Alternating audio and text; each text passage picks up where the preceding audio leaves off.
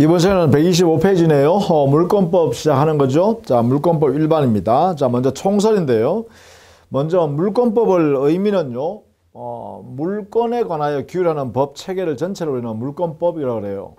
물권법에 관계되는 거. 그래서 물권법은 어떤 곳에 있냐 하면 법률 또는 관습법으로만 물권에 관한 규정을 정할 수 있기 때문에 물권법의 법원은 법률 또는 관습법입니다.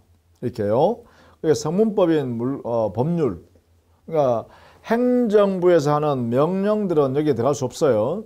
거기에는 아예 물권을 규율할 수 없도록 해놨어요. 그래서 여기에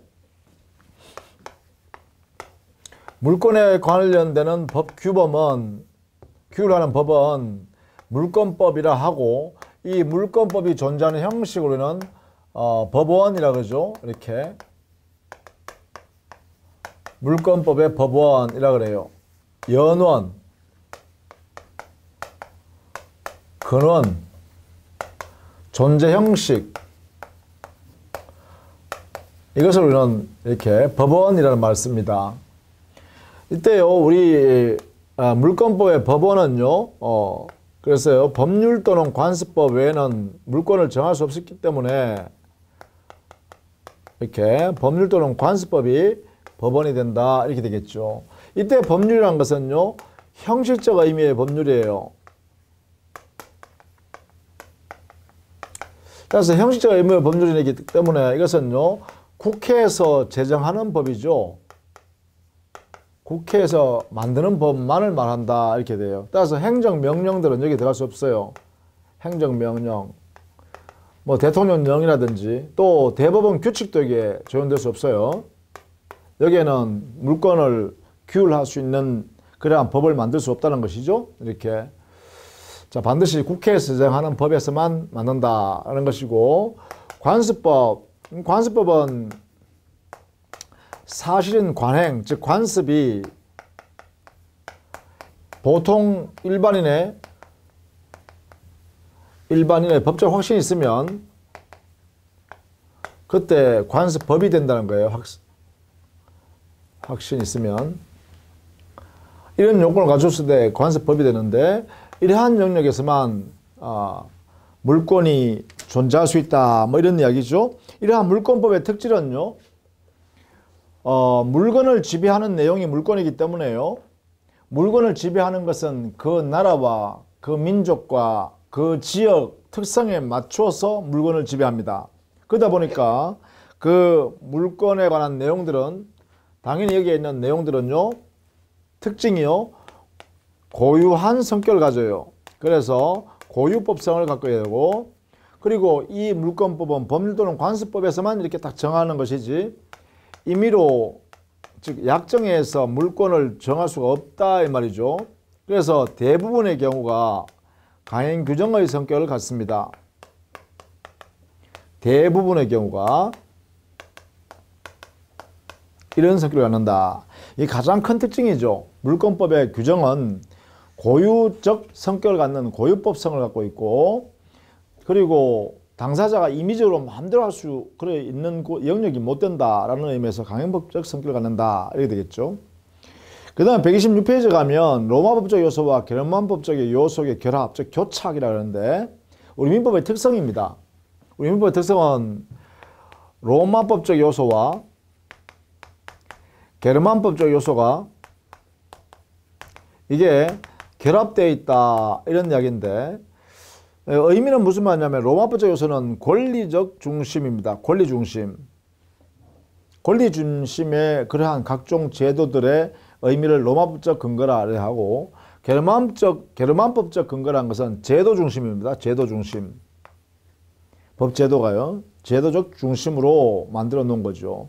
이런 내용들이 결합되어 있다라는 것인데, 예를 들면 뭐 권리에 관계된 거죠. 뭐 점유권, 소권, 뭐 소송에 관한 권리, 뭐 이런 것들이라든지, 또 비용 상환 청구권이라든지, 뭐 이런 권리들이 많죠. 뭐 소유권이라든지, 그죠? 개인주의적인 그러한 내용이에요. 이에 반해서 게르만법적 요소는요, 예컨대 부동산과 동산의 구별이라든지 등기 제도라든지 선의취득 제도라든지 뭐 이런 내용들이 있죠. 이런 것을 우리는 주로 단체주의적이다, 제도적으로 이렇게 측면을 접근하니까 단체주의적이다, 이런 성격이 우리 민법에는 다 들어있죠. 그래서 이런 성격을 갖는다라는 것입니다. 자, 이때요, 물권법은 물권을 규율하는 것이니까 도대체 그러면 물권이 뭐냐라는 것이 문제 되겠죠. 물권이란 물건을 대상으로 해서 지배하여 당의 이득을 취득할 수 있는 것이 법으로 보호되는 것을 물권이라 그래요. 그래서 물권이란 물건을 직접 지배해서 이득을 취할 수 있는 법적 힘이다. 이걸 물권이라 그래요. 그 채권은 뭐예요? 특정된 사람에 대해서 일정한 행위를 해달라고 요구하는 권리죠. 즉 청구할 수 있는 권리를 우리는 채권이라 그래요. 그래서 채권의 실현은 그 채무자라는 특정인의 급부 행위를 통해서 실현돼요. 그러니까 채무자의 협력이 있어야 채권의 목적을 달성할 수 있어요. 이에 대해서 물권은요, 당의 물건을 직접 지배해버리죠. 따라서 직접 지배함으로써 이득을 취하기 때문에 물권은 누구의 도움을 받는 것이 원칙적으로 아니다는 거예요. 그런 성격이죠. 그래서 물권의 성격은 그래요, 직접 지배하는 거죠. 그 성격이 가장 기본적 성격입니다. 그러다 보니까 다른 사람이 여기 끼어드는 것을 배제하죠. 배타성을 갖습니다. 직접성과 지배성과 배타성을 갖는다. 그리고 이 직접 지배 배타성이 있다 보니까 모든 사람에서 주장할 수 있는 절대성을 갖게 되겠죠. 절대성. 모든 사람에 대해서 주장할 수 있다는 거예요. 채권은 어떻게 됐어요? 특정된 채무자한테만 주장할 수 있는 것이었잖아. 그죠? 그러면서 큰 차이가 있죠. 물론 물권도요, 물건을 지배할 수 있는 관념적 권리예요. 관념성을 갖습니다. 당연히요. 물건은 당연히 거래할 수 있죠. 이렇게 거래할 수 있으니까 양도성을 갖는다. 그래서 이런 게 뭐예요? 물권의 특성으로 볼 수 있겠죠. 당의 물권의 주체는 누굴까요? 주체는 사람이죠. 사람. 사람에는 물론 자연인과 법인이 있습니다. 이렇게, 그죠? 자연인과 법인이 권리 주체가 될 것이다. 그럼 물권의 객체는 뭘까? 객체는요, 기본적으로, 그래요, 물건입니다. 물건. 물권이니까 물건을 대상으로 해서 직접 지배한다. 지배니까요, 그죠? 그래서 물건을 대상으로 해서 물권을 행사한다. 이렇게 되겠죠? 이렇게 해야 됩니다. 다만 예외적으로 말입니다. 물건이 아니라 권리를 대상으로 해서 물권이 성립하는 예외도 있습니다. 즉 객체가 권리가 되는 것도 있어요. 예컨대 우리 민법상의 저당권이라는 권리를 보면 그 대상은 그래 물건으로서는 부동산입니다. 부동산이 하나 되도록 되어 있어요. 근데 부동산만 저당권의 객체로 되는 것이 아니라 권리인 지상권이나 전세권 같은 경우에도 이런 권리요. 여기에 대해서도 저당권 이렇게 설정할 수 있도록 허용한다는 면에 있다는 거죠. 요거는 예외적인 것이니까 반드시 민법에 이렇게 예외 규정을 두죠. 이렇게, 그죠? 가능하다. 조심하게 알아두셔야겠죠? 자, 이때 이 물건이라면, 물건은 당연히요,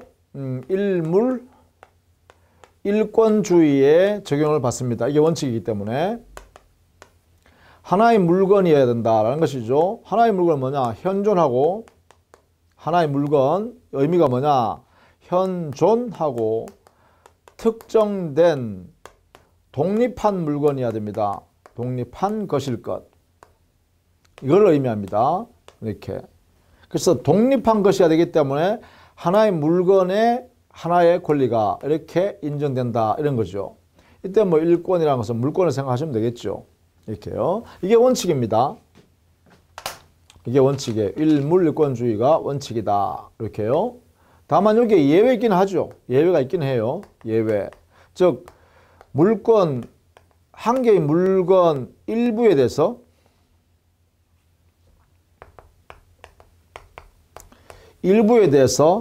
물권이 성립하는 경우도 있어요. 이게 인정되는 경우도 있어요. 그것이 이제 예외입니다. 그것이 128페이지 가면 물일권주의 예외가 있죠. 거기에 보면 자, 하단에 동그라미 4번에 있습니다. 물건의 일부에 대한 물권의 성립 이렇게 제목하에 1필의 토지 일부에 대해서 용익물권인 지상권, 지역권, 전세권이 성립할 수 있도록 우리 민법이 허용한다라는 것입니다. 또 두 번째 줄에요. 일동의 건물의 일부에 대해서 전세권이나 구분 소유권을 인정하고 있다라는 것입니다. 우리 민법이요. 이런 면에서 보면 바로 하나의 물건의 일부에 대해서도 물권이 성립하더라라는 것입니다. 그 예외를 알아두셔야 돼요. 요 예외. 물건 일부에 대해서 물권이 인정되는 게 있다. 법의 허용이 인정된다는 거죠. 그 다음에요. 만약에 수목의 집단이나 또는 수목, 또 미분리 과실, 또 농작물 같은 경우에는 우리가 명인방법이라는 이 제도인 공시방법을 이용하면 토지와 별개의 소유권을 인정한다는 것입니다. 이런 면에서 역시 여기에 일물권주의 예외가 되는 경우이기도 하죠. 또 집합물에서요. 일부가 아니라 이번에는 집합물요. 여러 개의 물건이 모여 있는 거죠. 이 물건 위에 물권이 성립하는 것도 인정됩니다. 하나의 물권이 인정되는 것. 이것도 가능합니다. 예를 들면 특별법으로서는 예컨대 공장저당법이라든지 광업재단 저당법 같은 경우에 이 법에 특별법 규정을 만들어 가지고 공장 그리고 공장 속에 있는 부속 기계들이 있겠죠. 이런 기계를 리스트화 해가지고 공장 전체, 공장 건물뿐만 아니라 그 안에 있는 기계를 전부 다 대상으로 해서 하나의 저당권의 대상으로 삼을 수 있다 이 말이죠. 또 광업재단 저당법 같은 경우에는 광산하는 경우에는 광업을 하는 경우에 말이죠. 광업하면 그 안에 각종 기기나 또는 각종 물건들이 많겠죠. 동산들이. 그걸 리스트화 해가지고 그 광업 전체에 대해서 저당권을 설정할 수 있도록 하나의 저당권을요. 이렇게 규정을 두고 있죠. 그 외에 우리 판례는 동산의 양도담보에서 보면 집합 물건 위에 양도담보권을 인정해 준 경우도 있어요. 예컨대 양어장 속에 있는 수백만 마리의 뱀장어, 뱀장어는 수백만 마리니까 집합물이죠. 그 집합물인 뱀장어 전체에 대해서 양도담보권이라는 담보물권을 인정한 예가 있단 말이죠. 이런 경우가 바로 집합물 위에 물권이 인정되는 예외도 있다 이 말이죠. 이런 예외로 있다는 걸 알아두셔야겠습니다. 자, 이럴 때 이 물권의 과연 그러면 종류는 어떻게 되냐? 물권의 종류는 이렇게 물어보겠죠. 여기에는 우리 민법상 물권 법정주의가 적용됩니다. 이 대원칙입니다. 이게 민법 185조의 명문으로 규정을 두고 있다 이 말이죠. 물권은 법률 또는 관습법에 의하는 외에는 임의로 창설하지 못한다 이래놨거든요. 그래서 물권은 어떤 법이냐면 법률 또는 관습법에 의하는 외에는 임의로 창설하지 못한대요. 임의로 창설하지 못한다. 이렇게 우리 민법이 185조에 선언을 해놨어요. 그러니까 결국은 이 법에 정한 것인데 이 법률 또는 관습법, 그죠? 관습법 이 두 가지만 법으로 정할 수 있다. 물권은요. 이렇게 해놨네요. 이 법률이 바로 형식적 의미의 법률이라는 거죠. 형식적 의미의 법률로서 국회에서 제정한 법을 말한다. 이랬어요. 그 다음에 관습법은 우리 판례가 인정하는 내용이죠. 관행에 대하여 보통 사람들의 일반인의 법적 확신이 있으면 그때부터 관습법이다 라고 했죠. 이런 영역에서만 물권을 정할 수 있다. 정할 수 있기 때문에 법률 외에는 정하지 못한다는 게 임의로 창설하지 못한다고 규정해놨죠. 그래서 여기에 이 법에 의해서 강제된다라는 것입니다. 강제. 따라서 임의로 창설하면 안 돼요. 상설할 수 없다 이 말이죠. 그래서 임의로 약정하면 뭐냐? 무효예요. 그죠? 약정. 당사자끼리 약정을 이렇게 해서 만들면 이 약정은 효력을 줄 수 없다. 무효인 약정이다. 이렇게 되겠죠. 왜? 강행 내용, 강행 규정, 그죠? 185조의 규정에 한 이 강행 규정, 이것을 위반하는 것이 되겠죠. 여기에 해당되니까 무효다. 이렇게 되겠죠. 이렇게요. 의미를 알아두셔야겠습니다. 법률, 형식적 의미의 법률, 관습법 외에는 정할 수 없다.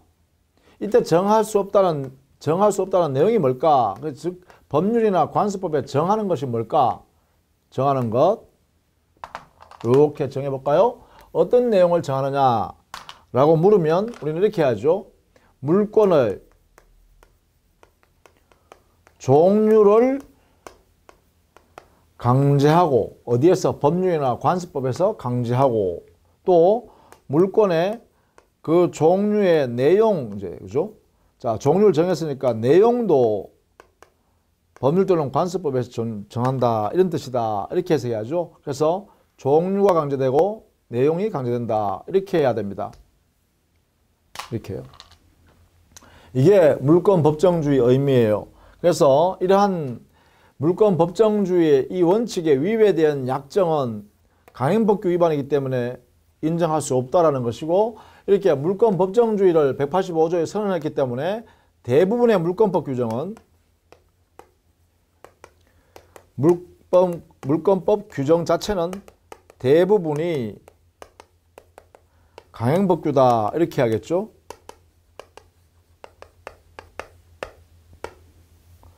이렇게 해석해야 됩니다. 따라서 우리 민법에 있는 물권법 규정을 위반하는 약정을 하면 안 된다라는 것이죠. 바로 이런 내용이 바로 여기에 있습니다. 이렇게. 그렇죠?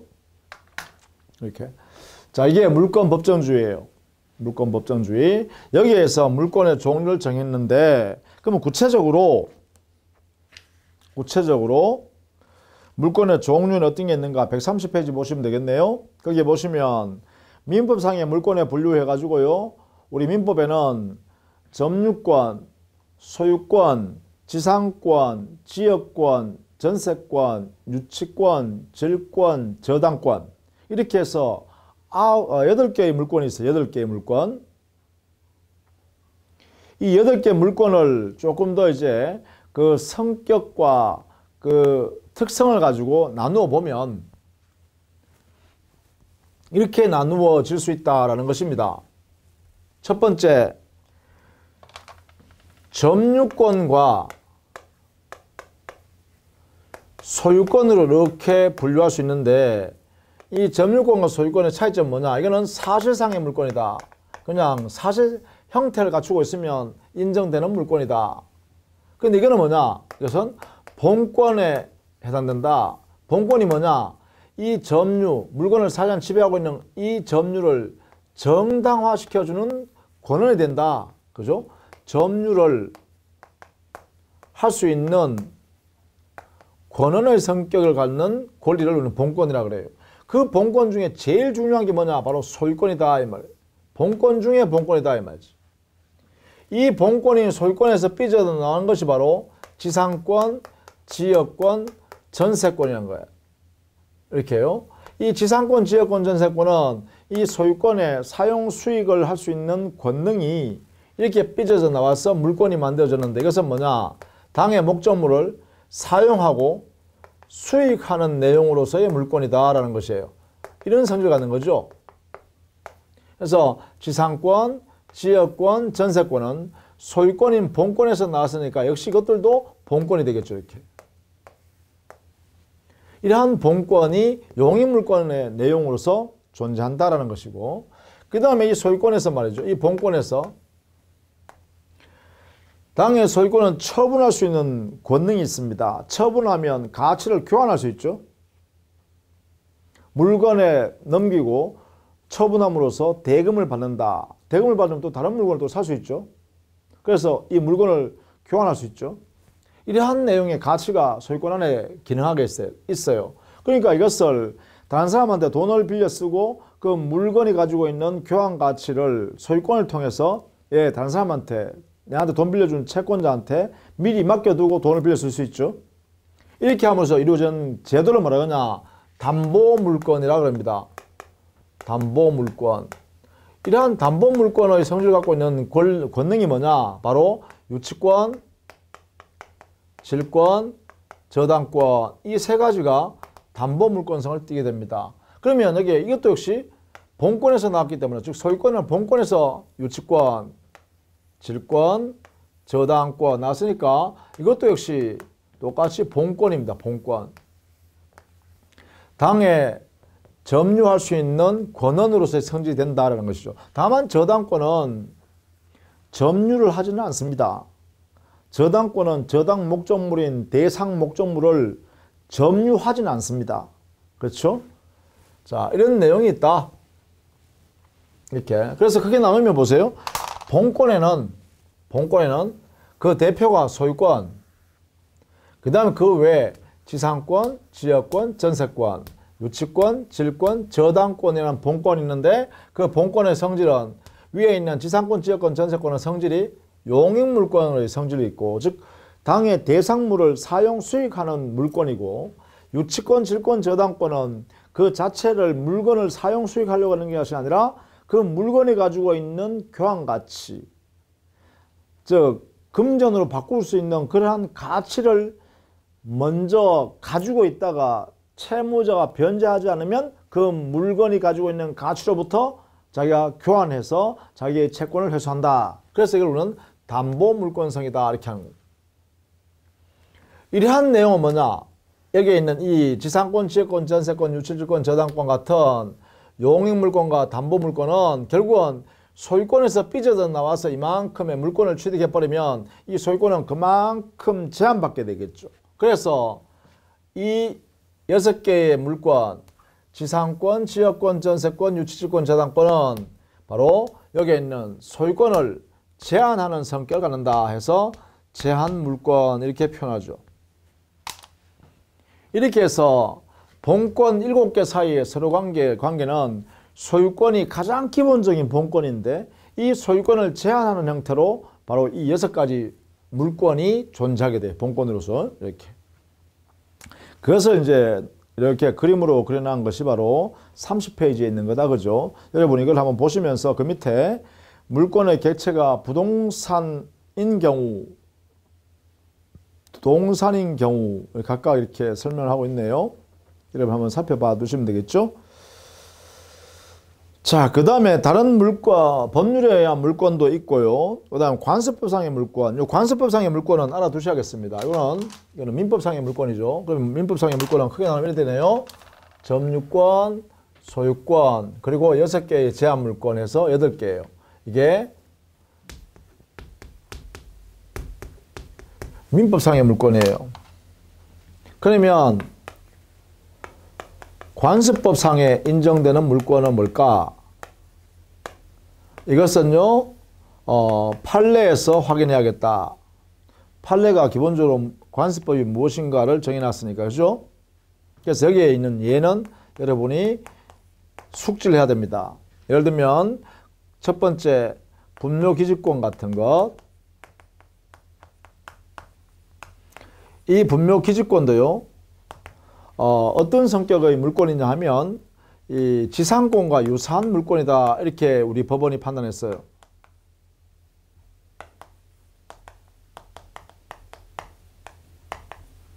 관세법상 물권이다 이렇게 인정하고 있고요. 그 다음에 관세법에 의하여 인정되는 법정지상권도 있어요. 이게 이제 우리 판례가 인정하고 있죠. 법정지상권. 관세법에 인정되는 법정지상권입니다. 그 다음에 세 번째요. 동산에 있어서요. 양도담보물권요.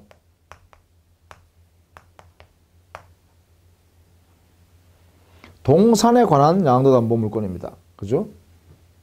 이 세 가지가 대표적인 우리 판례가 인정한 관세법상 물권이라고 인정한 예입니다. 그 외에 말이죠. 이런 거는 인정되지 않는다 그랬어요. 예컨대 온천권 같은 거는요. 관세법상 물권이 될 수 없다 이렇게 해요. 그 다음에 사도 통행권,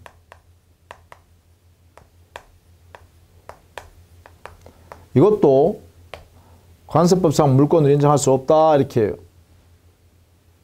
또 공원 이용권, 이런 것도 관세법상 물권이라 할 수 없다 이렇게 해요. 이렇게 해요. 그러니까 이런 등등등 있어요. 그러니까 인정되는 것은 이런 정도, 그죠? 알아두시면 되겠죠. 이렇게 정리를 해 두시자라는 것입니다. 자, 이렇게 물권이 인정되게 되면, 우리 민법상 물권이 이렇게 인정되게 되면 일반적으로 어떠한 효력이 있을까?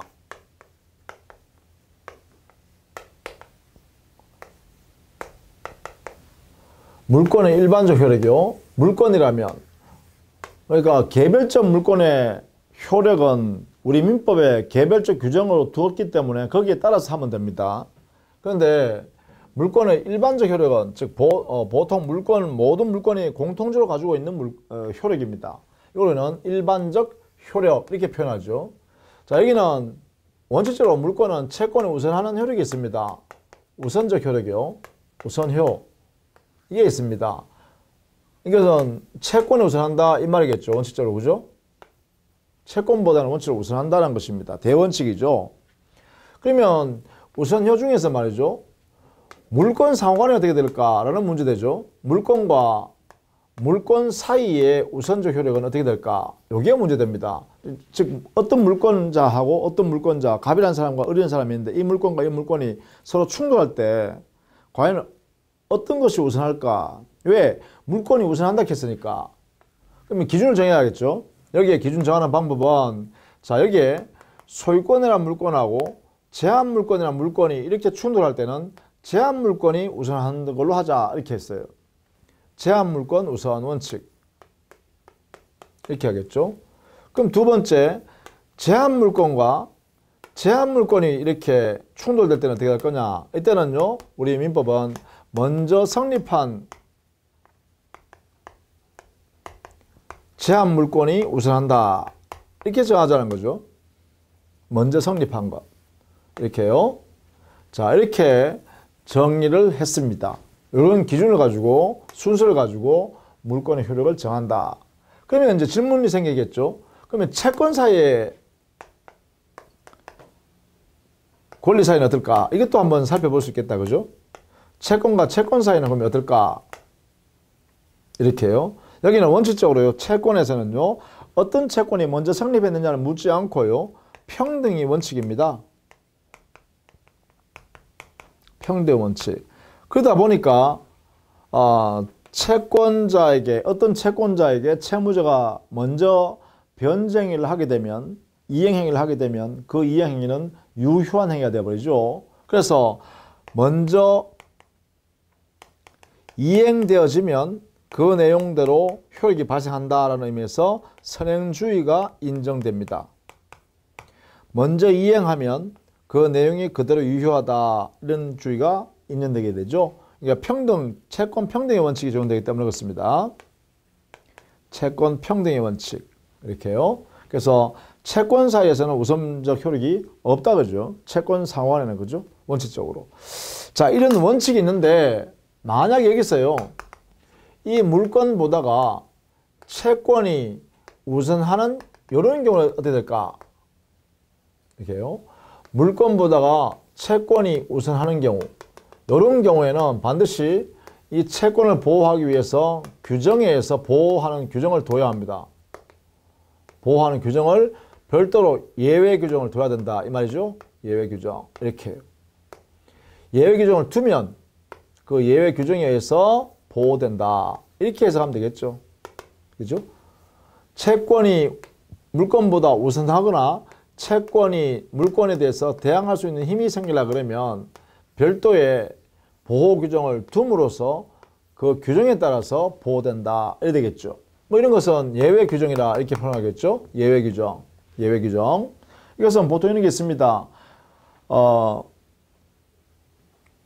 국세 기본법에 의해서요, 당해세에 해당되는 증여세나 또는 상속세 같은 경우에는 저당권보다가도 우선하도록 해놨어요.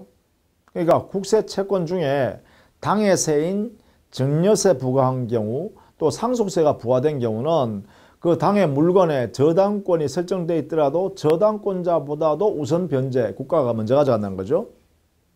또 임금채권이나 퇴직금 채권요, 근로자의 이것도 역시 근로기준법의 규정에 의해서 저당권자의 채권보다가도 우선 변제받을 수 있도록 했다는 것이죠.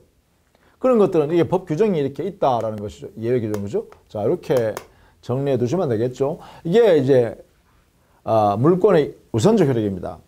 우선적 효력. 그 다음 두 번째, 물권에는요, 물권이 침해당했을 때 침해당한 물권을 실현하기 위해서, 즉 그 침해당한 물권의 실효성을 보장하기 위해서 우리 법에서는 일방적으로 침해한 사람에 대해서 물권자가요, 야, 침해되는 내용을 없애라 라고 할 수 있는 권리가 보장된다는 거예요. 이것을 말하냐? 이것을 두 번째, 물권에서 나오는 침해자에 대한 권리로서 청구권을 행사할 수 있어요. 물권적 청구권을 행사할 수 있다. 여기서 나오는 청구권이죠. 이 청구하는 권리. 청구는 뭐겠어요? 당연히 야, 방해되는 거, 침해되는 요소를 제거하라는 거죠. 침해 제거를 청구하는 거죠. 이렇게요. 그러면 침해하는 모습에 따라서 청구하는 모습도 정해지겠죠. 그죠? 이게 침해하는 모습에 따라 청구하는 모습이 정해지는데, 침해가 말이죠, 물권자가 물건을 점유하여 사용 수익해야 되는데 이 물건을, 대상인 물건을 다른 사람이 가져가 버렸다 이 말이야. 그러면 침해 모습이 뭐예요? 점유를 상실시키는 방법을 했죠. 그러면 뭐겠어요? 야, 그 물건 내한테 돌려줘 라고 청구하겠죠. 이 청구의 대상이 반환 청구하겠죠. 이 침해의 모습이 이럴 때거든요. 어떨 때요? 점유를 상실시켰을 때. 점유 상실한 모습으로 침해했을 때는 반환 청구하겠죠. 이렇게 돌려줘 이렇게 하죠. 점유 상실 이외의 방해 사유가 있다. 그럼 어떻게 해야 될까요? 방해를 없애라 하면 되겠죠. 방해 제거를 청구하게 되겠죠. 이렇게. 그죠? 자, 그런데 말입니다. 이 침해, 지금 당장은 침해하지 않는데 장래에 가서 침해될 염려가 있을 때요. 장래에 침해의 염려가 있을 때요. 이럴 때는요, 지금 방해는 아니지만 방해될 가능성을 미리 예방 조치를 취해라 라고 청구를 할 수 있습니다. 방해 예방을요. 즉 객관적으로 침해할 예상이 될 때요. 이거는 그렇죠? 예상이 될 때, 객관적 예상입니다. 예상이 될 때 방해 예방을 청구할 수도 있다. 뭐에 했어요? 물권에 기했어요. 이렇게, 그죠? 이렇게. 물권적 반환 청구권, 물권적 방해 제거 청구권, 물권적 방해 예방 청구권 이렇게 행사하겠죠? 이러한 형태의 물권적 청구를 행사하는데 이것은 바로 그 물권을 그 본래 가지고 있는 효력을 그대로 유지하기 위해서 실효성을 보호하기 위해서 인정되는 게 물권 청구권이에요. 그러니까 당연히 그 성질은요. 그러니까 성질은 그 물권과 물권 청구권은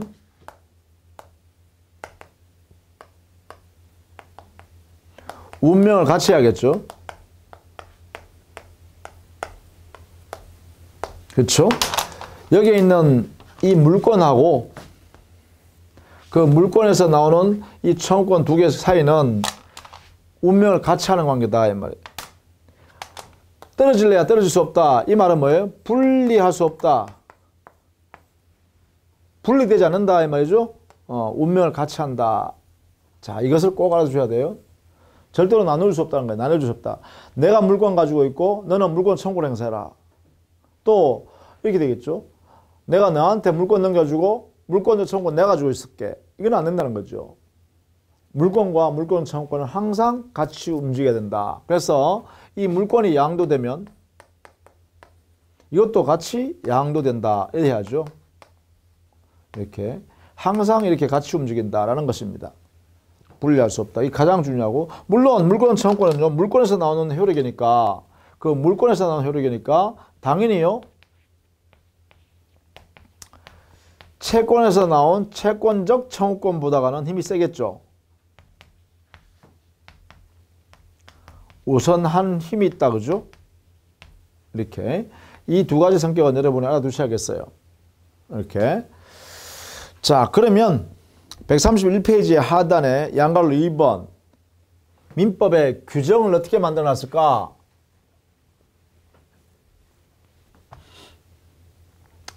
물권 청구권의 민법상의 규정이요.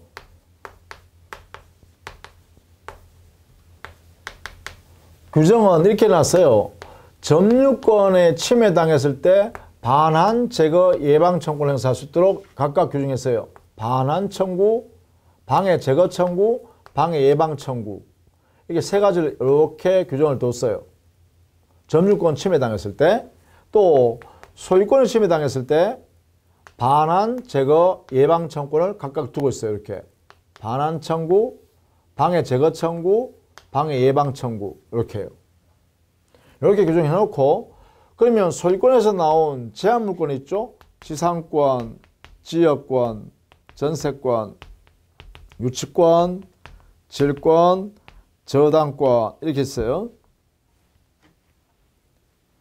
여기에 각각 그 물권이 침해당했을 때 여기에 각각 여기는 소유권에 관한 반환, 제거, 예방 청구권이 이게 본권이잖아요. 성격이. 그럼 이것도 뭐예요? 본권이잖아요. 본권이니까 소유권에 있는 이 반환, 제거, 예방 청구권을 그대로 여기에다가 준용해다 쓴다 이런 얘기예요. 이게 민법에 이렇게 만들어놨다는 거죠. 민법에. 자, 그런데 여기에 있는 유치권이나 질권에서는 여기에서 이렇게 준용하는 규정이 없어요. 이렇게 준용하는 규정을 두지 않았다 이 말이에요. 여기는. 그래서 유치권하고 질권에는 준용한다 라는 규정이 없어요. 나머지는 다 있는데 이렇게요. 지상권에도 준용한다는 규정이 있고, 지역권에도 있고, 전세권에도 있어요. 저당권에도 있습니다. 이렇게. 자, 이때 지상권에서는요, 반환, 제거, 예방 청구권을 다 준용해요. 반환도, 제거 청구도, 예방 청구도 다 준용해요. 준용한다. 그런데 여기에 지역권에서는요, 지역권에는 방해 제거 청구하고 방해 예방 청구만 준용하고 있다. 그럼 뭐 없냐? 여기는 반환 청구권을 준용하는 규정이 없어요. 즉 반환 청구, 지역권에 의한 반환 청구권은 인정되지가 않는다는 것입니다. 요거 알아두셔야 돼요. 이 부분. 지역권에 의한 반환 청구권은 지역권에 의한 반환 청구권은 없다. 그 다음에 전세권이 침해당했을 때는 전세권에 의한 반환, 제거, 예방 청구권을 다 준용해요. 반환 청구, 방해 제거 청구, 방해 예방 청구 모두 인정합니다. 이렇게. 그래서 지상권, 지역권, 전세권 중에요. 특이한 점이 하나 있는데 이게 뭐냐? 바로 지역권에 있어서의 반환 청구권은 지역권이 침해당했을 때는 인정할 수가 없다. 왜 그러냐? 지역권은요. 공용권이에요. 그래서 비배타성이에요. 지역권의 성질이 이런 성격을 갖고 있기 때문에 반환 청구권 자체는 인정할 수가 없다는 거예요. 반환받아서 자기 혼자 독점할 수 있는 권리가 아니기 때문에 지역권은요. 그래서 지역권에는 반환 청구권을 인정하지 않는다는 것이에요. 준용하지 않습니다. 그 다음에 저당권에도요. 저당권에서도 방해 제거 예방 청구권만 인정하고 있어요. 제거 예방 청구권만. 그럼 여기도 뭐가 없다? 여기도 반환 청구권이 없다. 이걸 인정하지 않는다. 이것도 역시 뭐냐? 저당권인 제한물권은 당의 목적물을 점유를 하지 않는 거죠. 그러니까 반환 청구권 인정할 필요가 없죠. 왜냐? 이것은 저당권은 당의 물건을 점유할 권리가 아니다. 점유할 수가 없습니다. 스스로, 그죠? 그러니까 저당권자가 받아가지고 점유할 수 있는 권리가 아니니까 돌려줘, 이 말을 못 하겠죠. 그래서 반환 청구권 인정할 필요가 없다, 이렇게 한 거예요. 이렇게. 그 다음에 이제 문제 드린 게 뭐냐? 이겁니다. 유치권과 질권요. 준용 규정이 없는 유치권과 질권인데, 질권에 관해서는 여기는 해석의 방법에 의해서 질권에 의한 반환, 제거, 예방 청구권을 모두 인정하자. 이렇게 하고 있고요. 질권에 의한 반환, 제거, 예방 청구권을 인정하자. 이렇게 했습니다. 그런데 유치권에 있어서는 여기는 해석을 좀 차이 있게 합니다. 해석상 유치권. 여기서는 유치권에 의한 유치물 반환, 제거, 예방 청구하는 게 아니라 여기는 점유권에 의한 물권적 청구권을 행사한다. 이렇게 해석합니다. 자, 여기에 점유권에 의해서 행사한다는 것을 꼭 기억해야 돼요. 유치권은요. 이렇게 해석상 이렇게 해요. 해석상. 왜? 준용하는 규정이 없으니까 어떻게 해석할 거냐 했을 때 여기는 질권에 의한 해석 방법은 질권에 의한 반환, 제거, 예방 청구를 인정하지만 유치권에서는 그래요. 해석할 때요. 점유권에 의한 물권 청구권으로서의 점유물 반환 청구권 등을 행사한다 이 말이에요. 이렇게. 따라서 우리 법에요. 요거는 꼭 알아두십시오. 왜냐하면 유치권이 침해당해서 유치권자가 점유를 상실해버렸다라고 하면 이때는 유치권을 소멸해버려요. 소멸해버리기 때문에 유치물 반환 청구라는 권리가 없어요.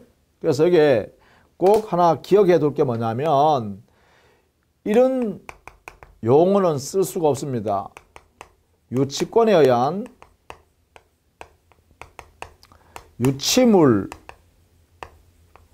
반환 청구권이라는 이러한 권리는 존재하지가 않는다 이 말이에요. 이거 꼭 알아두셔야 돼요. 유치권에 의한 유치물 반환 청구권은 존재할 수가 없다. 이건 인정할 수 없다. 자, 이것을 꼭 알아두셔야 됩니다. 그러면 어떻게 하는데 이때는 점유권에 의한 점유물 반환 청구를 해야 된다. 이렇게 해요. 이것을 인정한다. 이런 거예요. 이것을 인정하지 않고요. 이것 대신에 이걸로 해야 된다. 그러니까 점유물 반환 청구권을 행사해야 된다라는 것을 꼭 알아두셔야 됩니다. 이 부분 유치권 이렇게 해요. 해설 이렇게 민법 규정에 따라서 이렇게 합니다. 이렇게. 자, 그러면 구체적으로 이러한 권리를 어떻게 행사하느냐를 보면 우리 교재는 132페이지에 있습니다. 여기는 행사는요.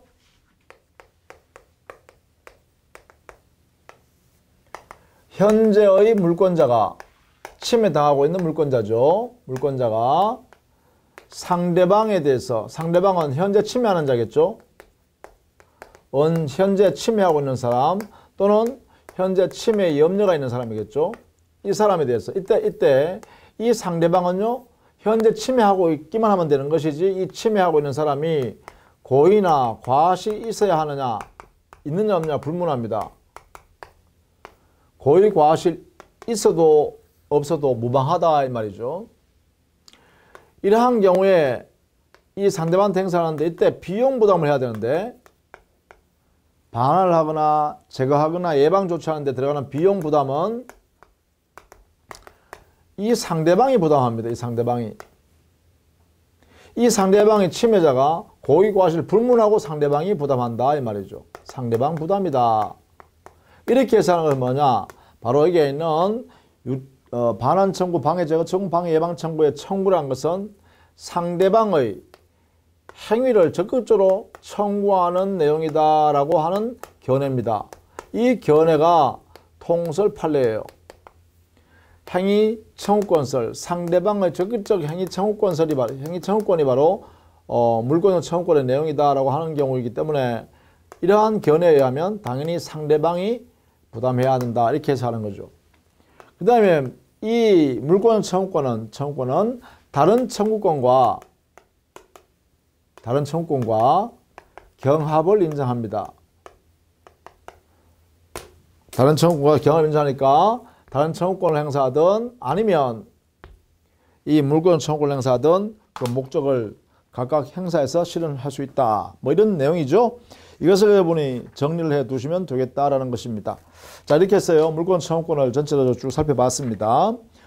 이러한 내용을 가장 기본으로 삼고요. 나중에 이제 우리가 문제 풀이 과정에서는 이 내용을 활용해서 어떻게 물권 청구권을 행사하는지 구체적으로 살펴봅니다. 그걸 하기 위해서는 반드시 이 내용, 행사하는 모습, 요 네 가지 내용을 반드시 숙지해 두셔야 됩니다. 그래야 문제를 해석해 낼 수 있겠죠. 현재 물권자가 상대방인 현재 침해를 지배하고 있는 그 사람한테 그 침해자가 고의 과실 불문하고 무조건 상대방이 되어서 행사하게 되고, 이때 행사하면 비용을 부담하는 것은 그 상대방이 스스로 부담하게 된다라는 것이죠.